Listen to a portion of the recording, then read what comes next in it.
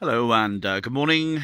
My name is Neil and this is a little Renault Kangoo 1.5 DCi SL1770. 70 obviously designates the horsepower. I think it's actually 68, but 70 is the code. Sorry, it's quite early in the morning. It's been very hot recently, so it's a bit better to do some videos in the very early morning. But anyway, this just came in and it's done 170,000 miles. It's just two owners. I suspect it was probably demonstrator, and then it's been owned by a company who deal with vending machines local to Bath, and it's been their sort of spare van for some time. So what we've got here is just a little decent tool to knock about in. It's ply lined in the back, and although it's got a short MOT, I think I've discovered a wiper blade that it will fail on, the passenger side wiper blade. But bar for that, the engine sounds absolutely sweet. Two keys, a history going back to about 120,000 miles, which is on a printout. It starts absolutely on the button. It's got a Varta RAC battery. It's been, the sign writing has been taken off bar for the BSI stickers, which sort of give it some credence in terms of if you park it up near a site, it looks like you're in the trade. In terms of the bodywork condition, it's actually pretty tidy condition. There's not really a dent or a ding in the steel bodywork.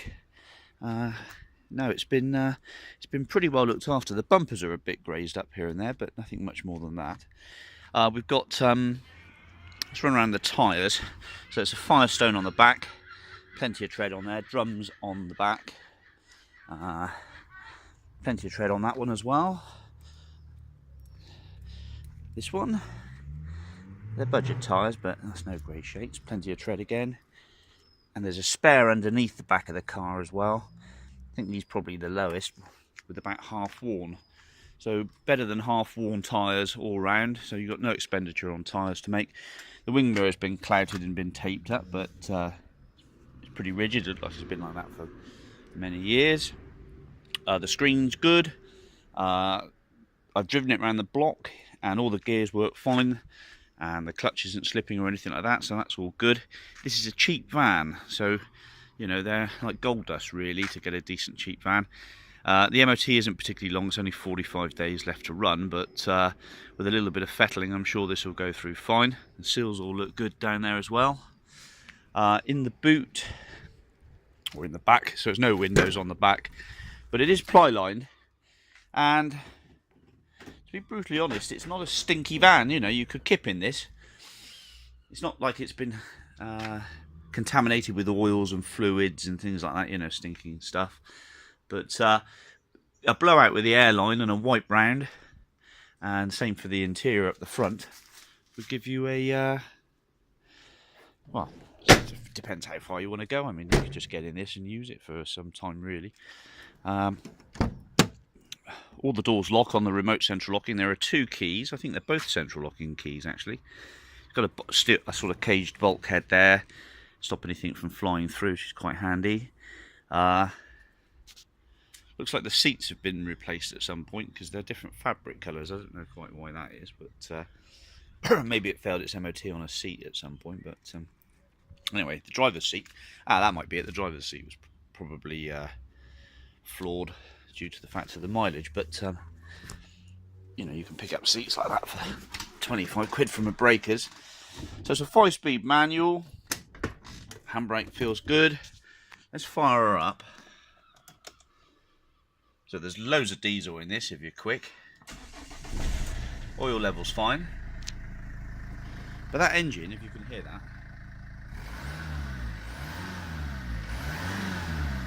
absolutely perfect. Really, really nice sound. There's a nice radio in there. Fan works fine. It's even got air conditioning, and I've had a look underneath the bonnet, and there is an air conditioning pump and all the rest of it, but unfortunately it's not clicking in. I very much suspect that the gas has escaped, but you could try some gas in it and it might work. It's got keep fit windows, which are the winding type,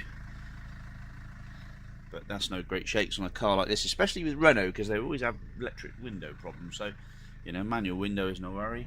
It's done 174.54. There are no lights on the dash. That's the handbrake light. I'll just take that one off. So there's no illumination bar for the door open and the safety belt warning light. The clutch pedal, well, could be described as being a bit stiff, but not that bad. And the clutch bite's fine. I wouldn't say you've got an imminent clutch failure. That's okay. Rattles about a bit as you drive it, you know, with the steel bulkhead rattling around a touch, but you know, bar for that. There, just like that.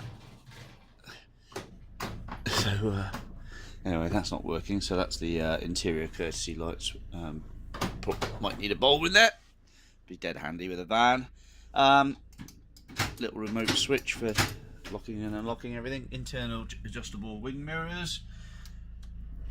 There's the lights. The dash illumination's working fine.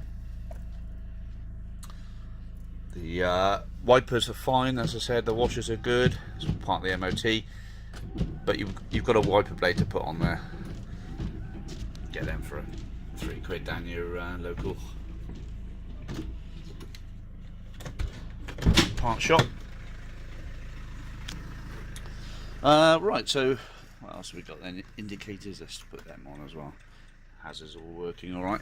I mean, there could be a multitude of major issues with something like this, but it all seems pretty good. It's got power steering, obviously big thing, that power steering. Let's just demonstrate. So power steering.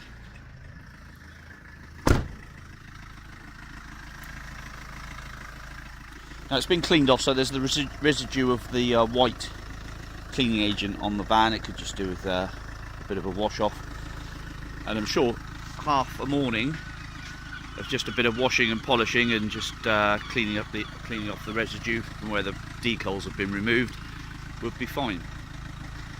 So if you listen to that engine, I mean, they're sweet as a nut. There's no oil leaks at the base of the engine, and all the fluids are retained.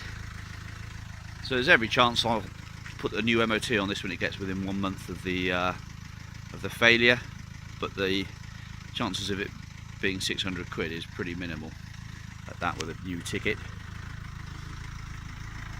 So this company's owned this van for many months, and I've got a service printout of what's been done, all the old MOTs, which you can look them up on the internet anyway.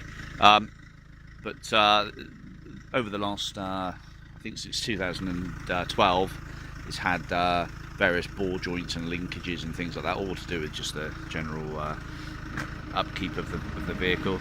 Unfortunately, there's nothing about the cam belt being changed, but I'd imagine it's had one belt at least at 170. So you might want to invest in a cam belt, but it's quite easy to pop the cover off and just check the general condition of the cam belt.